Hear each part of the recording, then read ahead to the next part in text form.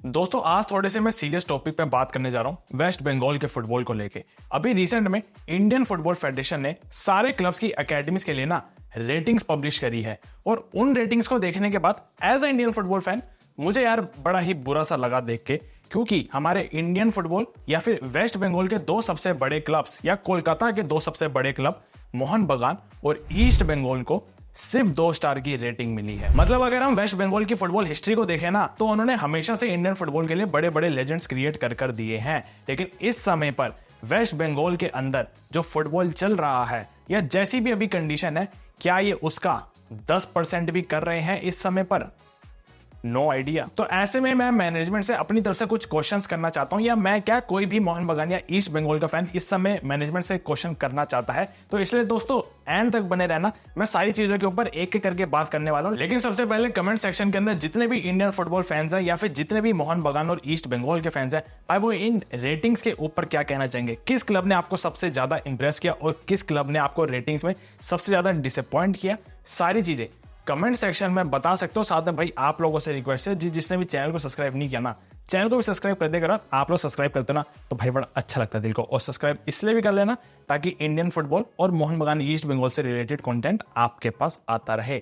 ठीक है, अभी देखो भाई, मैं सबसे पहले इन रेटिंग्स के ऊपर बात करूं ना, तो मोहन बगान और ईस्ट बंगाल दोनों को यहां पर 2-2 स्टार की रेटिंग मिली है। अब किस चीज ने मुझे सबसे ज्यादा हैरान किया, वेस्ट बंगाल के ही 2 और क्लब है, भवानीपुर और साथ में यूनाइटेड एससी, इन दोनों को भी 2-2 स्टार मिले हैं। अब तुम फर्क समझना, ये जो भवानीपुर और यूनाइटेड एससी है, ये वहां की बंगाल की लीग में खेल रहे हैं, ठीक है, और मोहन बगान और ईस्ट बंगाल ये कंट्री की टॉप टायर लीग में खेल रहे हैं, और इवन इनकी जो फाइनेंशियल बैकिंग है वो बहुत ज्यादा स्ट्रॉन्ग है। तो अगर उसके बावजूद भी इनको भी 2 स्टार मिले हैं और उनको भी 2 स्टार मिले हैं, तो भाई फर्क कहां पर है?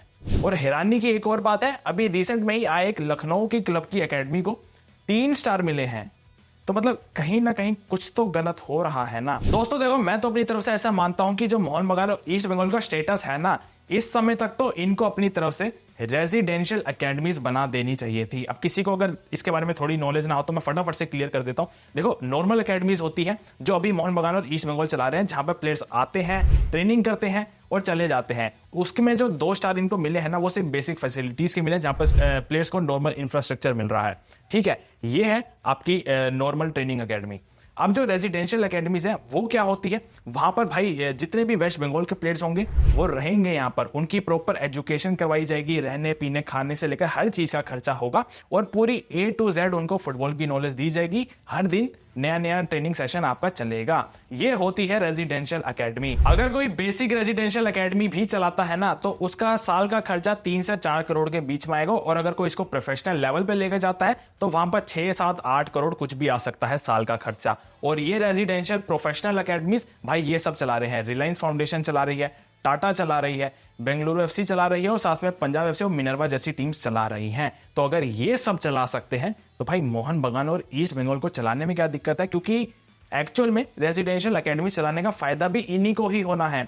मान लो भाई फॉर एन एग्जांपल कोई हमें ये बोल दे कि स्पेन के सबसे बड़े क्लब रियल मैड्रिड और बार्सिलोना, ये दोनों तो सबसे बड़े क्लब है, लेकिन इनकी रेजिडेंशियल एकेडमीज नहीं है, तो कैसा लगेगा सुन के कि अपने ये प्लेयर यहां वहां से ले रहे हैं?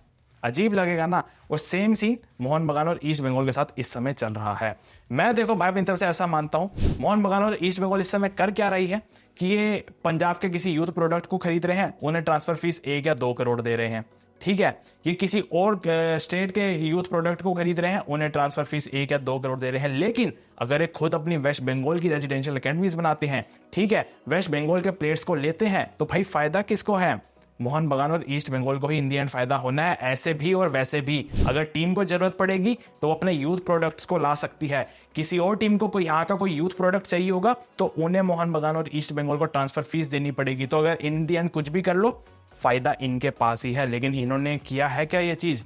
नहीं किया भाई। और मैं सीरियसली बता रहा हूं, इनको करनी चाहिए, क्योंकि शायद स्टार्टिंग का पता नहीं, लेकिन 1-2 साल बाद जाके फायदा इन्हें ही होना है उस चीज का, बंगाल फुटबॉल को ही फायदा होना है इस चीज का। और अगर आप यूथ प्रोडक्ट यहां से ले रहे हो, वहां से ले रहे हो, तो भाई तुमने एक्चुअल में अपने वेस्ट बंगाल के जो यूथ प्लेयर्स हैं उनके फ्यूचर के लिए तुमने क्या किया है?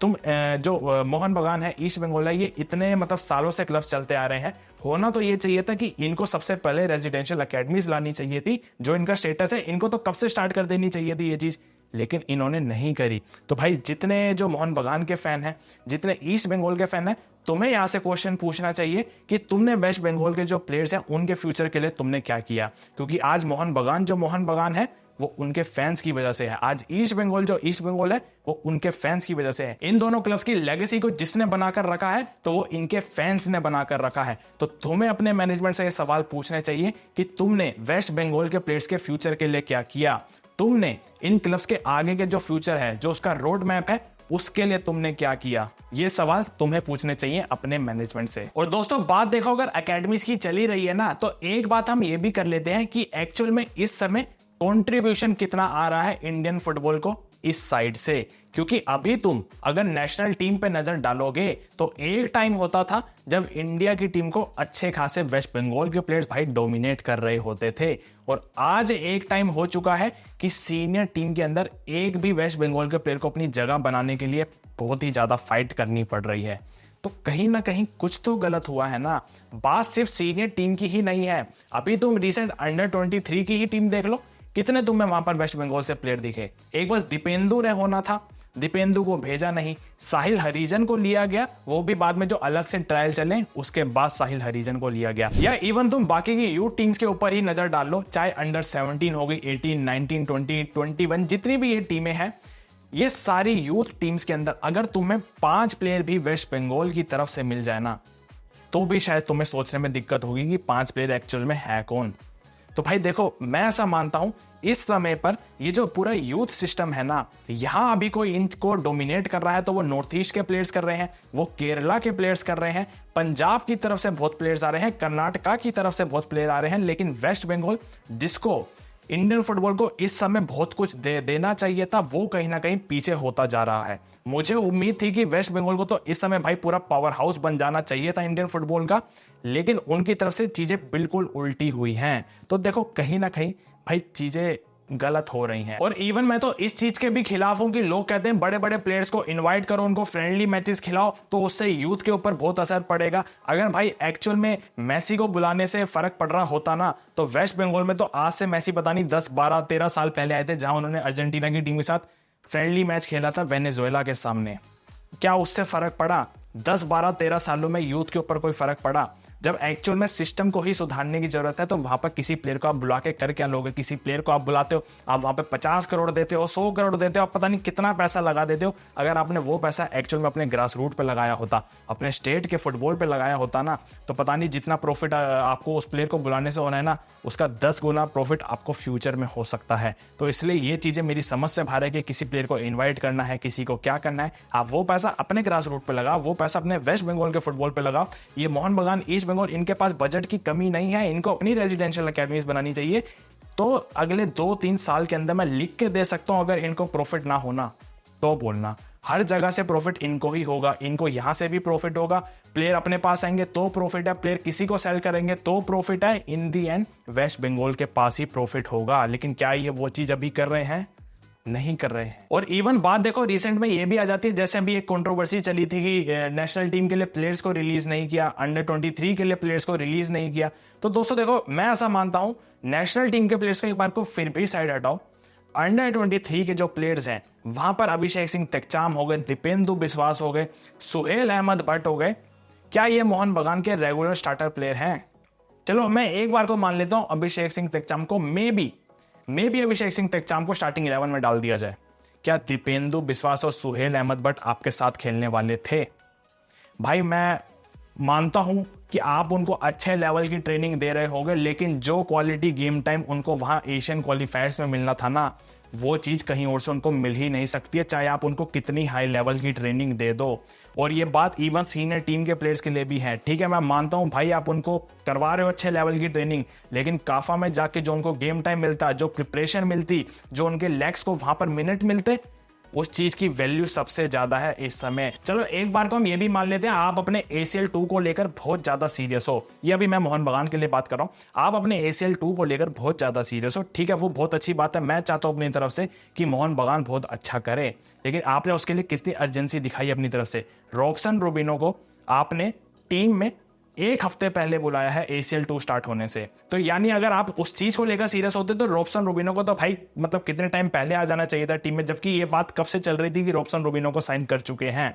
और इवन फैंस तो इस चीज की भी डिमांड कर रहे थे कि ग्रेग स्टीवर्ट का रिप्लेसमेंट कहाँ है, तो उस चीज का तो वैसे ही कुछ आता पता नहीं है। और अगर रॉबसन रूबिनो आपके ग्रेग स्टीवर्ट के रिप्लेसमेंट है तो भाई अब ये तो फिर ACL 2 में ही देखकर पता चलेगा कि रॉबसन रूबिनो की तरफ से कैसी परफॉर्मेंस आ सकती है। तो इन दी एंड मैं बस इतना सा कहना चाहता हूं कि कई बार ना मैनेजमेंट को अपनी थोड़ी सी ईगो साइड रख के प्लेयर्स के बारे में सोच लेना चाहिए, क्योंकि अगर ये जाते नेशनल टीम के साथ, चाहे अंडर 23 के प्लेयर्स हैं चाहे सीनियर टीम के प्लेयर हैं, वहां इनको जो गेम टाइम मिलता, वहां इनको जो ट्रेनिंग मिलती, वहां इनको जो फैसिलिटीज मिलती, वहां जो इनको बड़े अपोनेंट्स के साथ खेलने का एक्सपीरियंस मिलता, उस चीज की वैल्यू सबसे ज्यादा है और उस चीज को कोई बीट नहीं कर सकता है। तो दोस्तों देखो, मैं बस मोहन बगान और ईस्ट बंगाल के जितने भी फैंस हैं ना, मैं बस एक ही आपको मैसेज देना चाहता हूं, टीम से प्यार करो, कोई दिक्कत नहीं है उसमें, क्योंकि आपने ही मोहन बगान की लेगेसी को बनाए रखा है। मोहन बगान ईस्ट बंगाल आज जो है वो फैंस की वजह से है, लेकिन मैनेजमेंट से लगातार क्वेश्चन आप करते रहो, कोई हेट वाली चीज नहीं है यहाँ पर। ये हर फैंस का भाई क्या कहते हैं राइट है कि वो अपने मैनेजमेंट से क्वेश्चन करे कि आप हमारी टीम के लिए क्या कर रहे हो, आप हमारे स्टेट के जितने यूथ प्लेयर्स आने वाले हैं फ्यूचर के लिए, आप उनके लिए क्या कर रहे हो, ये आपका राइट है। तो आपको ये चीजें पूछनी चाहिए और मैं अभी भी लिख के दे सकता हूं ये चीज, अगर मोहन बगान और ईस्ट बंगाल रेजिडेंशियल अकेडमीज अपनी बनाते हैं ना, तो मैं गारंटी दे सकता हूं वेस्ट बंगाल का जो फुटबॉल है वो वापस ट्रैक पर आ जाएगा। वापस वेस्ट बंगाल से हमें अच्छे प्लेयर्स मिलने स्टार्ट हो जाएंगे, क्योंकि पोटेंशियल की कमी वहां पर बिल्कुल भी नहीं है, 1% की वहां पर पोटेंशियल की कमी नहीं है। लेकिन आप बस इतना सोचो कि अगर चीजें सही डायरेक्शन में लेकर गए, चीजों को इन दोनों क्लब्स ने सही डायरेक्शन में लेके गए, क्योंकि इनके पास पैसों की कमी बिल्कुल भी नहीं है, अगर इन्होंने थोड़ा सा दिमाग से काम लिया, मैं लिख के दे सकता हूं मोहन बगान और ईस्ट बंगाल को जबरदस्त फायदा मिलेगा आगे फ्यूचर में, यूथ को अच्छा फायदा मिलेगा, और सबसे बड़ी बात जो आपकी नेशनल टीम है इंडिया, आप उनको बहुत ज्यादा कंट्रीब्यूशन करके दोगे, क्योंकि दोस्तों इन दी एंड देश से बढ़ के कुछ नहीं है। तो ठीक है भाई, आज की वीडियो में बस इतना ही। आप लोगों के क्या थॉट्स हैं, जितने भी मोहन बगान और ईस्ट बंगाल के फैंस हैं भाई, वो हमने जितनी भी बातें करी इन सारी बातों के ऊपर आपके क्या थॉट्स हैं, या आपको क्या अपनी तरफ से आपके कुछ ओपिनियन है, सारी चीजें कमेंट सेक्शन में बता सकते हो। और मैं उम्मीद करता हूं आप लोगों को वीडियो पसंद आई होगी। वीडियो पसंद आए तो यार वीडियो को लाइक कर देना, चैनल को भी सब्सक्राइब कर देना, ताकि आगे की वीडियोस आप लोगों के पास आते रहे। तब तक मिलते हैं अगली वीडियो में अगली कहानी के साथ। जय हिंद।